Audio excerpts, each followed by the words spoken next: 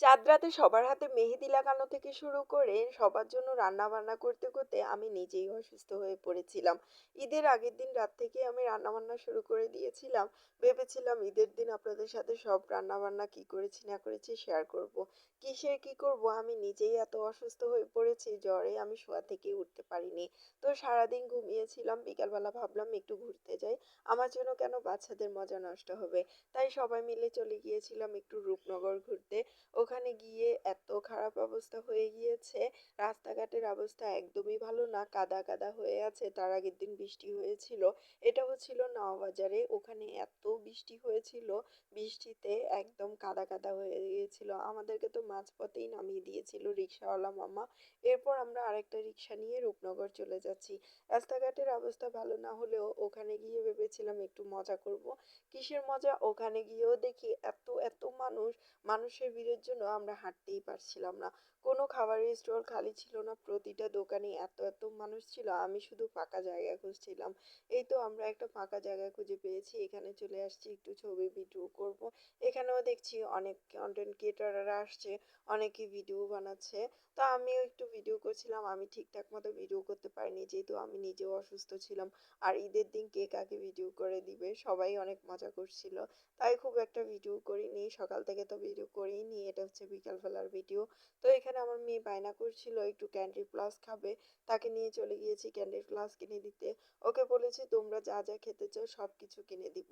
আমি বলছিলাম যে এখানে দেখার মতো কি আছে, জমি কতগুলো, এগুলো তো গ্রামে গেলে এমনিই দেখা যায়, জমির উপরে মাঠ, এখানে অনেক কন্টেন্ট ক্রিয়েটাররা আসছে, সবাই ভিডিও মেক করছিল, অনেক মানুষ হয়েছিল, এদিকে তো তাও একটু ফাঁকা ছিল, ভিতরের দিকে আরো বেশি মানুষ ছিল। এই রেস্টুরেন্টটাতে আমি আগেও খেয়েছিলাম, এখানের খাবার বেশ মজা। তো গিয়েছিলাম, গিয়ে দেখি এখানে উপরে নিচে বাহিরে সব জায়গায় প্রচুর মানুষ, খাবারের কোনো অপশানই নেই, মানে কোনো মানুষ বসার মতো জায়গাই নেই। এখানে চলে আসছি একটু পাঁপড় খেতে, তারপর মেয়েরা বায়না করছিল একটা রাইডারে উঠবে। তো একটা রাইডও ফাঁকা ছিল না, এত মানুষ ছিল, আমরা পুরো আধা ঘন্টা 1 ঘন্টা দাঁড়িয়ে থেকেও একটা টিকিটও পাচ্ছিলাম না।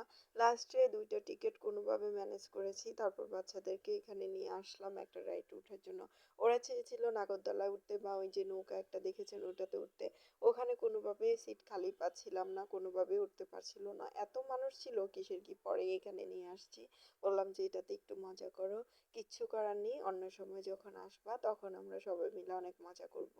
তো এটাতেই ওদের দুই বোনকে উঠিয়ে দিলাম, ওরা তো অনেক মজা করেছে। বাচ্চা মানুষ এইসব রাইডগুলোতে যদি না উঠে তাহলে কি ওদের কাছে ভালো লাগে। তো বললাম তোমরা কি কি খেতে চাও বলো, পরে একটু হেঁটেই দেখি আমার যা দেবর, দেবরের বাচ্চারা ওরাও এসেছে। সকালবেলা যদিও ওদেরকে নিয়ে আমরা নবীনগর ঘুরতে যাওয়ার কথা ছিল, পরে আমার শ্বশুর ফোন করে বলল আমার দেবর নাকি অনেক অসুস্থ।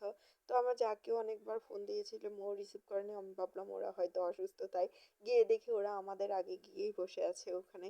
তো কি আর করো, আমি আর আমার যা অনেক হাসাহাসি করলাম এটা নিয়ে। তারপরে একটু ফুচকা খেয়ে নিলাম, বাচ্চারা বায়না করলো এই আইসক্রিমগুলো খাবে, আইসক্রিম খাইয়ে দিলাম।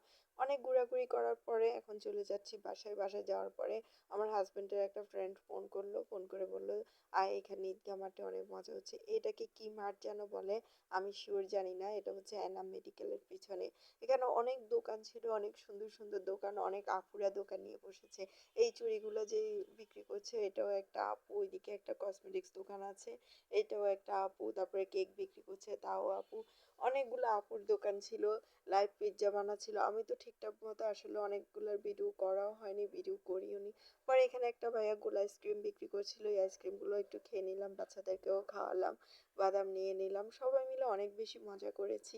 তারপরে এটা নাকি একটা কি যেন নাম, আমি শিওর বলতে পারবো না, এখন মনে নেই।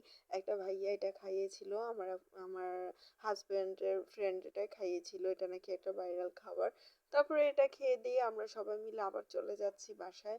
বাসায় যাওয়ার পরে মেয়েরা বায়না করছে ওদেরকে খেলনা কিনে দেওয়া হয়নি, এখন খেলনা কিনে দিতে হবে। এরপর পাড়ারই একটা দোকানে চলে গিয়েছি, গিয়ে এখান থেকে ওদেরকে কিছু খেলনা কিনে দিয়েছি। ঈদ বলেই কি এত দাম রাখলো, নাকি সবসময় এত দাম, আমি শিওর জানি না, সবসময় তো ওর বাবাই কিনে দেয়, আজকে আমি কিনে দিলাম, অনেক বেশি দাম রেখেছে আমার মনে হলো। এই খেলনাটা নিয়ে আমি চলে আসতে লাগছিলাম, তারপর বললাম না আম্মু আমরা ক্লে নিব, অনেক কিছু বানাতে পারবো ক্লে দিয়ে। পরে ক্লে নেওয়ার জন্য আবারও চলে গিয়েছি আরেকটা দোকানে। এই তো আজকে ঈদের ভিডিও আমাদের এতটুকু, আপনাদের কাছে কেমন লেগেছে কমেন্ট করে